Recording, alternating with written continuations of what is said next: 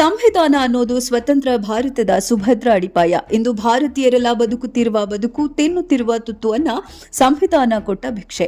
ಅದರ ಸೃಷ್ಟಿಕರ್ತ ಸಂವಿಧಾನ ಶಿಲ್ಪಿ ಬಾಬಾ ಸಾಹೇಬ್ ಅಂಬೇಡ್ಕರ್ ಅವರು. ಆದ್ದರಿಂದ ಇವರನ್ನ ಅಖಂಡ ಭಾರತದ ಮಹಾನಾಯಕ ಅಂತಲೇ ಕರೀತಾರೆ.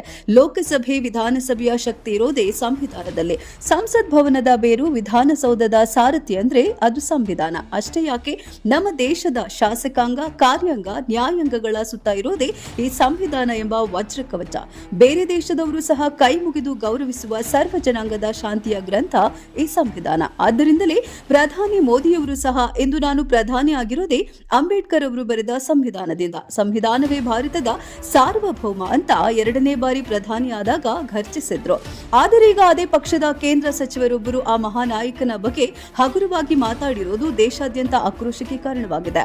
ಅಂಬೇಡ್ಕರ್ ಹೆಸರು ಹೇಳೋದು ಭಾರತದಲ್ಲಿ ವ್ಯಸನವಾಗಿದೆ ಅಂತ ಬಿಜೆಪಿ ಹೈಕಮಾಂಡ್ ಅಮಿತ್ ಶಾ ಸಂಸತ್ನಲ್ಲಿ ನಾಲಿಗೆ ಹರಿಬಿಟ್ಟಿದ್ದು ದಲಿತ ಸಮುದಾಯದ ಕೆಂಗಣ್ಣಿಗೆ ಗುರಿಯಾಗಿದ್ದಾರೆ. ಆದ್ದರಿಂದಲೇ ದೇಶಾದ್ಯಂತ ಪ್ರತಿಭಟನೆಗಳು ಜೋರಾಗಿದ್ದು ಕೋಲಾರದಲ್ಲೂ ಸಹ ಪ್ರತಿಭಟನೆಯ ಕಿಚ್ಚು ಹೆಚ್ಚಾಗಿದೆ. ದಲಿತರೇ ಹೆಚ್ಚಾಗಿರುವ ಚಿನ್ನದ ನಾಡಿನಲ್ಲಿ ಅಮಿತ್ ಶಾ ವಿರುದ್ಧ ದಲಿತ ಸಂಘಟನೆಗಳು ಬೆಂಕಿಯುಗಿಳಿವೆ. ನಗರದ ಹಳೆಯ ಬಸ್ ನಿಲ್ದಾಣದ ಬಳಿ ಬೃಹತ್ ಮಾನವ ಸರಪಳಿ ನಿರ್ಮಿಸಿ ಅಮಿತ್ ಶಾ ಫೋಟೋ ಸುಡಲು ಮುಂದಾದರು. ನಂತರ ಪೊಲೀಸರು ಅದನ್ನು ತಡೆದಾಗ ಫೋಟೋವನ್ನ ಕಾಲಲ್ಲೇ ತುಳಿದು ಆಕ್ರೋಶ ವ್ಯಕ್ತಪಡಿಸಿದ್ದಾರೆ.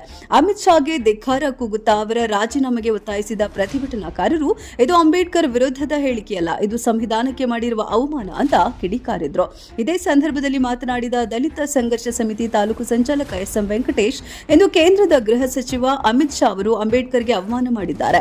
ಅಂಬೇಡ್ಕರ್ ಹೆಸರು ಹೇಳಿರೋದನ್ನ ವ್ಯಸನ ಅಂತ ಹೇಳಿದ್ದಾರೆ. ಆ ಮೂಲಕ ಈ ದೇಶದ ಸಂವಿಧಾನಕ್ಕೆ ಅವಮಾನಿಸಿದ್ದಾರೆ. ಅವರು ಬೇಕಾದ್ರೆ ಕಾಂಗ್ರೆಸ್ ಅಂಬೇಡ್ಕರ್ ಅವರನ್ನ ಅಂದಿನ ಚುನಾವಣೆಯಲ್ಲಿ ಸೋಲಿಸಿತು ಅಂತ ಹೇಳಿ, ಆದ್ರೆ ಈ ರೀತಿ ಹೇಳಿಕೆ ಕೊಟ್ಟಿದ್ದು ಖಂಡನೀಯ. ಇದನ್ನ ಅಂಬೇಡ್ಕರ್ ಅವರ ಮರಿಮಕ್ಕಳಾದ ನಾವು ಎಂದಿಗೂ ಸಹಿಸೋದಿಲ್ಲ. ಅಮಿತ್ ಶಾ ಯಾರಿಗೂ ಬಕೆಟ್ ಹಿಡಿದು ಎಲ್ಲಿಂದಲೋ ಬಂದು ಅಧಿಕಾರದ ಗದ್ದುಗೆ ಏರಿದ್ದಾರೆ. ಆದಷ್ಟು ಬೇಗ ಅಮಿತ್ ಶಾ ರಾಜೀನಾಮೆ ಕೊಡಬೇಕು, ಇಲ್ಲದೆ ಹೋದ್ರೆ ನಮ್ಮ ದಲಿತ ಸಂಘಟನೆಗಳ ವತಿಯಿಂದ ಬೃಹತ್ ಪ್ರತಿಭಟನೆಯ ಮೂಲಕ ಉಗ್ರವಾದ ಹೋರಾಟ ನಡೆಸಬೇಕಾಗುತ್ತೆ ಅಂತ ಆಕ್ರೋಶದಿಂದಲೇ ಎಚ್ಚರಿಕೆ ಕೊಟ್ಟರು.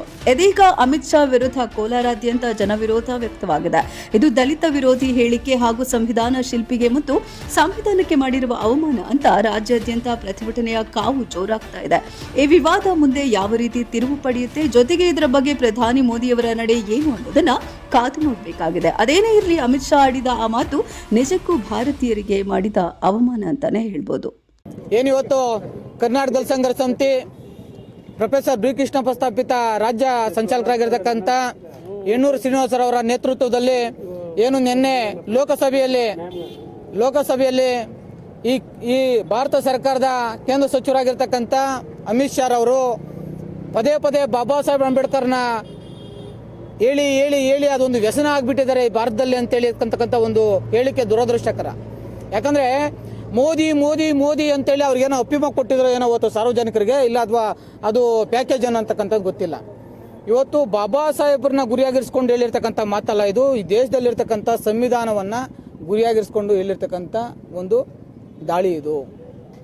ಯಾಕಪ್ಪ ಅಂತ ಹೇಳ್ತೀರಂದ್ರೆ, ಮುಸ್ಲಿಮ್ಸ್ ಅಂದ ತಕ್ಷಣನೇ ಸಂವಿಧಾನ ಅಂತಾರೆ ಅವರು, ಸಂವಿಧಾನ ಪರವಾಗಿ ಅವ್ರು ನಡ್ಕೊಳ್ಳಲ್ಲ ಅಂತಾರೆ. ನಾವು ಸಂವಿಧಾನ ಅಂದ್ರೆ ಅವರು ಕಾಂಗ್ರೆಸ್ ಅವರು ಸಂಸತ್ ಸಭೆಯಲ್ಲಿ ವಿರೋಧ ಮಾಡಬಾರ್ದು ಅಂತೇಳಿ, ನೀವು ನೆಹರು ಇದ್ದಂಥ ಕಾಲದಲ್ಲಿ ಅಂಬೇಡ್ಕರ್ನ ಸೋಲಿಸಿದ್ರಿ, ನೀವು ಅಂಬೇಡ್ಕರ್ಗೆ ಸತ್ತಾಗ ಜಾಗ ಕೊಡಲ್ಲ ಅಂತೇಳಿ ಕಾಂಗ್ರೆಸ್ನವ್ರನ್ನ ಬಾಯಿ ಬುಚ್ಚಿಸಬಹುದೇ ವಿನಃ ಈ ದೇಶದಲ್ಲಿರ್ತಕ್ಕಂಥ ಬಾಬಾ ಸಾಹೇಬ್ ಅಂಬೇಡ್ಕರ್ ಅವರ ಮರಿಮಕ್ಳಿರ್ತಕ್ಕ ಇಲ್ಲಿ ಇರೋವರೆಗೂ ಸಹ ಯಾರು ಸಹ ನಮ್ಮ ಬಾಯನ್ನು ಮುಚ್ಚಲಿಕ್ಕೆ ಸಾಧ್ಯ ಇಲ್ಲ. ಆ ಒಂದು ಶಕ್ತಿಯನ್ನು ನಮ್ಮ ಕರ್ನಾಟಕ ದಲಿತ ಸಂಘರ್ಷ ಸಮಿತಿ ಸಂಸ್ಥಾಪಕರಾಗಿರ್ತಕ್ಕಂಥ ಪ್ರೊಫೆಸರ್ ಬಿ ಕೃಷ್ಣಪ್ಪ ನಮಗೆ ಅಗಾಧವಾಗಿರ್ತಕ್ಕಂಥ ಹೋರಾಟದ ರಥವನ್ನು ಬಿಟ್ಟೋಗಿದ್ದಾರೆ. ಆ ರಥವನ್ನು ಎಳೆಯೋದ್ರ ಮುಖಾಂತರ ಈ ಕೇಂದ್ರ ಸರ್ಕಾರದಲ್ಲಿ ಏನು ಗುಲಾಮ್ಗಿರಿ ಮಾಡಿಕೊಂಡು ಅವ್ರಿಗೆ ಬಕೆಟ್ ಹಿಡ್ಕೊಂಡು ಏನು ಕೇಂದ್ರ ಸಚಿವನಾಗಿದ್ದಾನೆ ಅಮಿತ್ ಶಾ, ಅವನು ಈ ದೇಶದಿಂದ ಗಡಿಪಾರ ಮಾಡೋವರೆಗೂ ಸಹ ಕರ್ನಾಟಕ ದಲಿತ ಸಂಘರ್ಷ ಸಮಿತಿ ಹೋರಾಟ ಮಾಡುತ್ತೆ.